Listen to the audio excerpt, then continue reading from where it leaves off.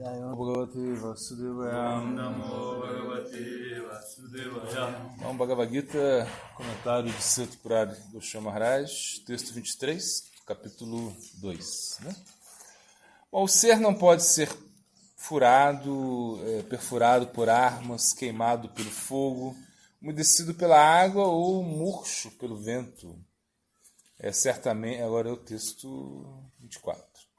Bom, certamente o ser é indivisível, não pode pegar fogo, insolúvel, e não pode ser secado, eterno, onipenetrante, imutável, imóvel e primordial.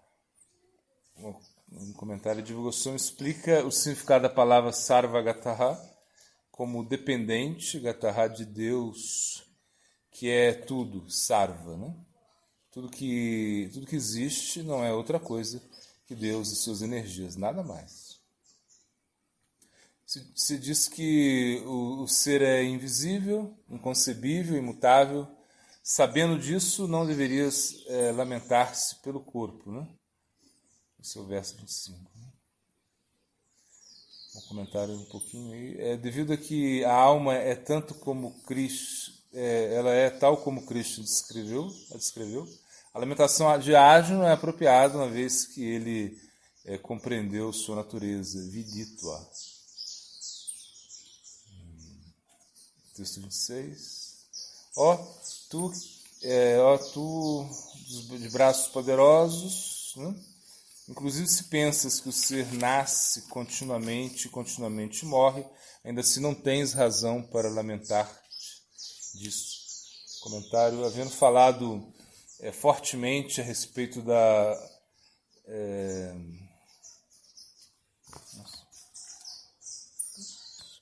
do grau mais elevado de consciência, de acordo com a literatura sagrada, que Krishna muda a direção, né? Aceitando em prol do argumento a noção de que a consciência é em si mesmo algo efêmero. Krishna cita a filosofia teísta e budista a respeito, onde a consciência é considerada como não eterna. Os budistas não acreditam na existência de um ser, eles acreditam que a consciência é um produto de condições e por isso a mesma muda do momento a momento. Materialistas tais como Charvaka Muni consideram que o ser é o corpo, o qual ainda perdura durante algum tempo, nasce, morre e muda, troca, né? A cada momento. Em um tom cínico, Krishna conclui que, inclusive,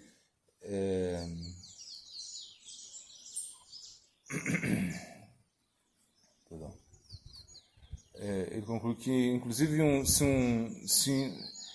se o nobre e poderoso Arjuna fosse tão tolo como para sucumbir diante tais entendimentos, ainda assim ele deveria lutar.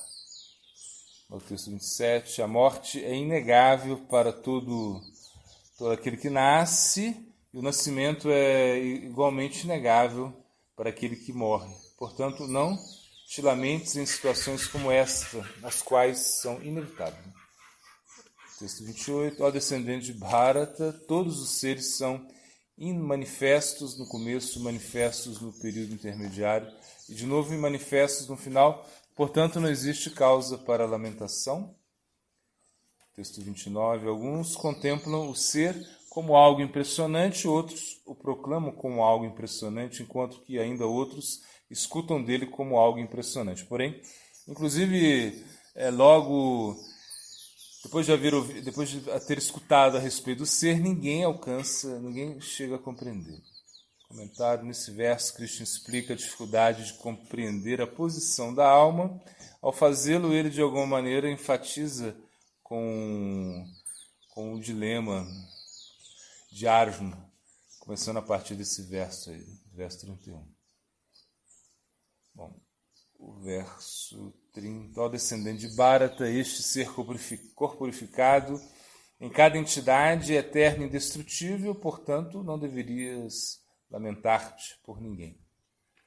Comentário, havendo analisado a natureza do ser em relação com o corpo, A contrastar ambos, Krishna conclui seu discurso upanishádico, o qual teve como motivo prover a Arjuna um marco conceptual espiritual, desde o qual poder observar seu dilema.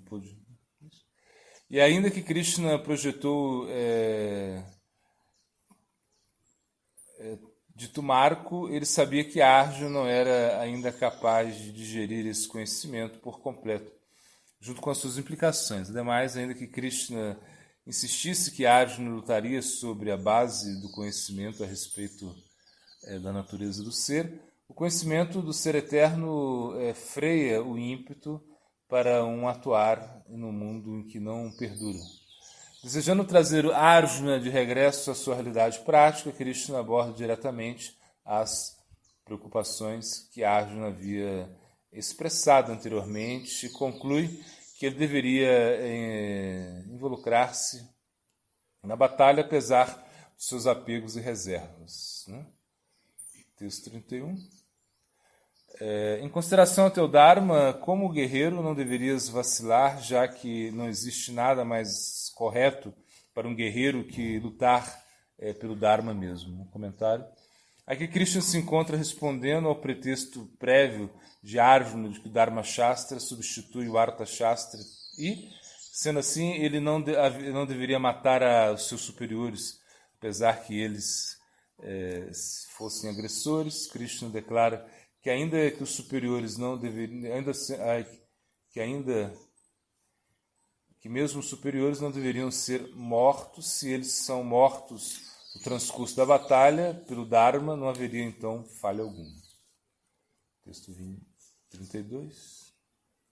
Ó Partha, os guerreiros que por boa fortuna recebem semelhante oportunidade de lutar vão ficar felizes.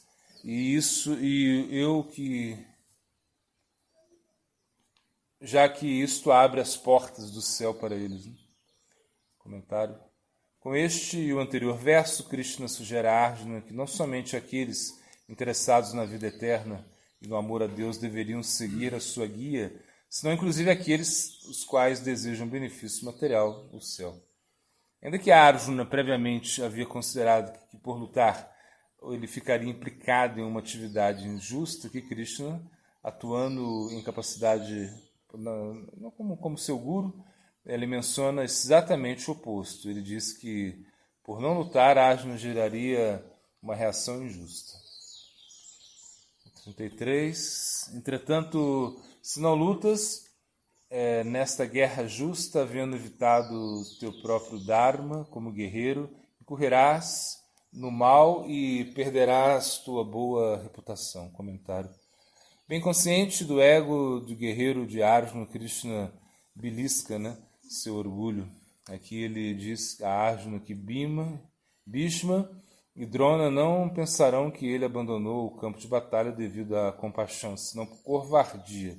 Inclusive, se Arjuna pensa que grandes personalidades como Bhishma e Drona podem chegar a desdenhá-lo, porém, ao menos seus inimigos diretos, os filhos de Dhritarashtra, apreciarão sua compaixão. Krishna atenderá esta errada ideia nos seguintes 3 versos.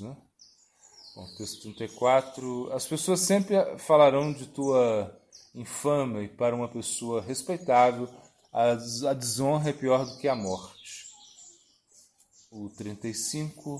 Os grandes guerreiros pensarão que você abandonou o campo de batalha por temor e devido a isso aqueles que uma vez tinham você em alta estima já não tomarão seriamente, não vão levar você seriamente. O 36. Teus inimigos falarão de você desdenhando a sua habilidade. O que poderia ser mais doloroso para você do que isso? Comentário, então, E Krishna informa a Arjuna que nem sequer seus inimigos lhe glorificarão por não lutar. No verso 31 e 36, Krishna explicou que infâmia ela não conduz ao céu, e com as quais ele caracterizou a reticência de Arjuna em relação a lutar no segundo verso, desse capítulo, texto 37. Ó filho de Kunti, você poderia morrer na batalha e ir ao céu, ou havendo ganhado a batalha, você vai desfrutar a terra. Portanto, você tem que se determinar e lutar.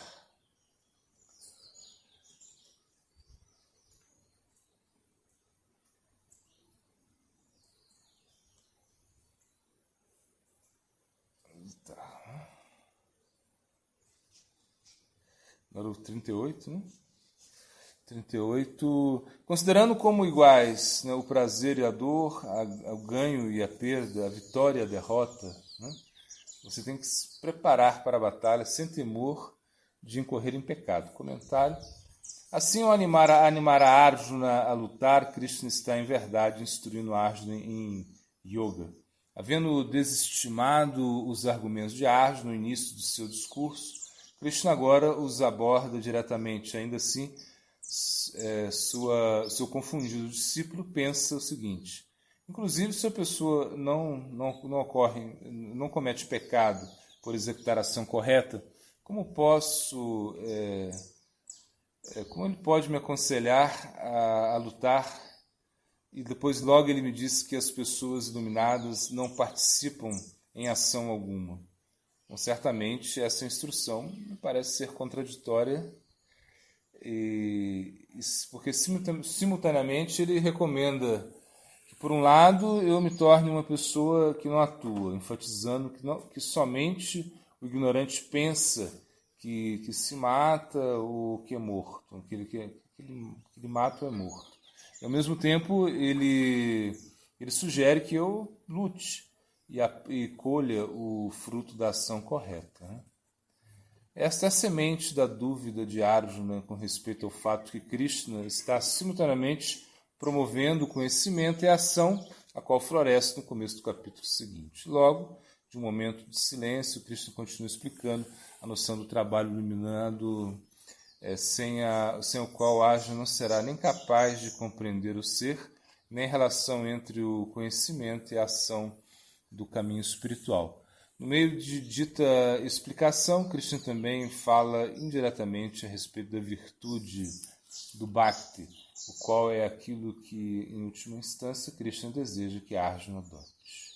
Comentário do verso 39. Né? Vamos fazer o verso também. Eu falei para você a respeito de como utilizar a sabedoria no Shankya. Agora escuta a respeito da sabedoria da yoga.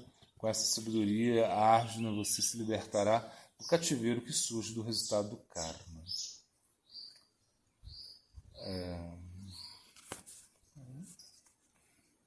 Bom, Shankya foi explicado nos versos 12 ao 30.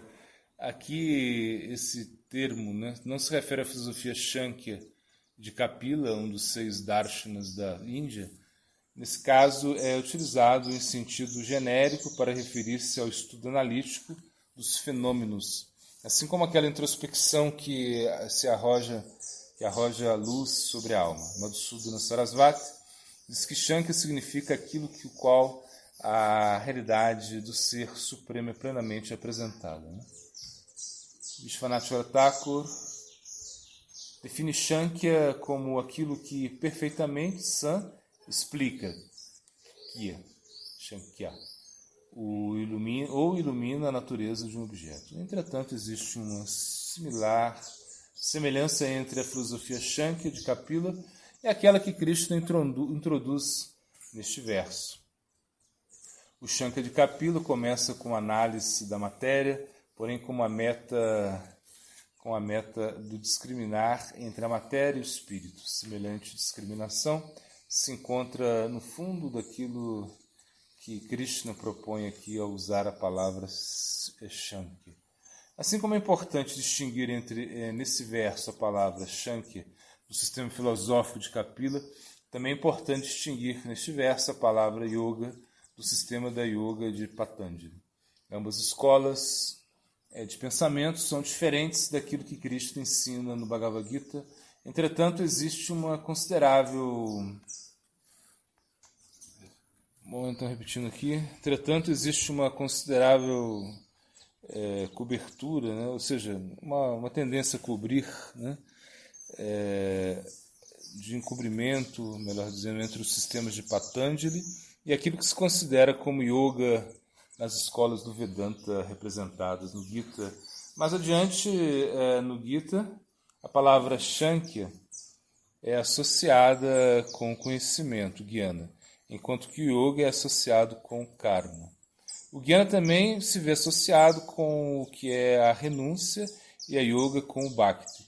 Assim é como Bhakti, Karma e Yoga se encontram conectados como um conjunto, né? Como contínuos. Né? Nesse sentido, o Yoga pode ser traduzido como compromisso. Isso se refere à noção positiva da união, enquanto Shankya denota separação e discriminação, o qual supõe conotações negativas. Krishna tem animado a Arjuna que se separe a si mesmo da negatividade da identificação material através de uma discriminação apropriada. Agora ele começa a animá-lo a que se dedique à ação positiva de unir-se a si mesmo com Deus.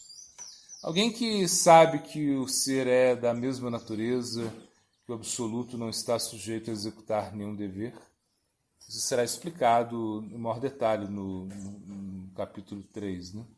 Entretanto, aqui Krishna realiza que Arjuna é capaz de assimilar o conhecimento do ser sem primeiro submeter ações que purifiquem o seu coração. Já que Arjuna se encontra absorto em preocupações mundanas, inclusive ainda as mesmas, o mesmo que as mesmas sejam religiosas por natureza. Assim, Cristo o aconselha que se ocupe em yoga, que a palavra yoga implica o espírito da yoga, abnegação e sacrifício, a mãe do amor. Tá bom? Sim? Bom, o glossário é Adhyatmika Yoga, é a yoga que é igual à compreensão do Brahman. Né? A canção, uma canção lá. Canção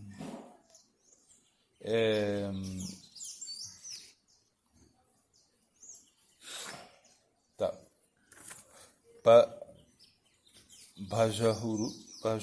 Bhajahure Manana, essa é famosa. Sri Govinda Dasa Kaviraj. Bom, riqueza, juventude, filhos e parentes, que felicidade real trazem essa vida oscilante como uma gota da água, equilibrando-se na folha de uma flor de lótus. A qualquer momento ela pode cair, similarmente, não há garantia de quando esta vida chegará ao fim. Portanto, sempre sirva os pés de lótus de Hari. Né?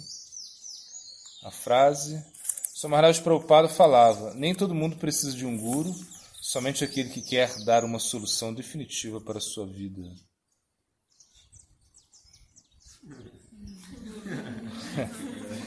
Bom, filosofando, o que aprende, não pratica, o que sabe é como aquele que ara o solo e não semeia. Platão.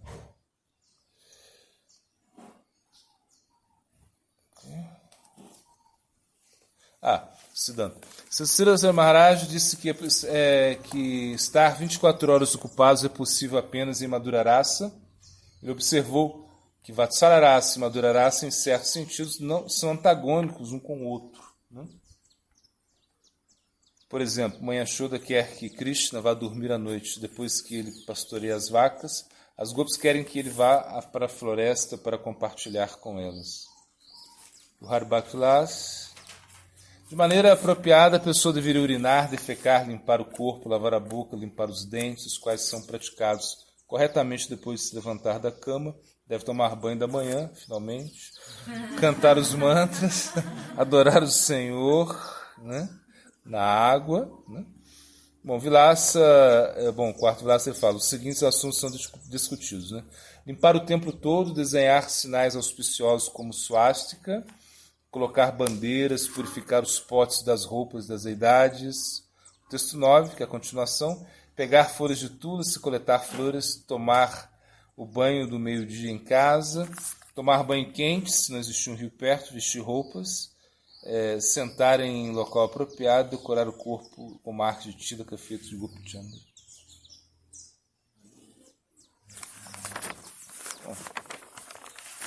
O verso é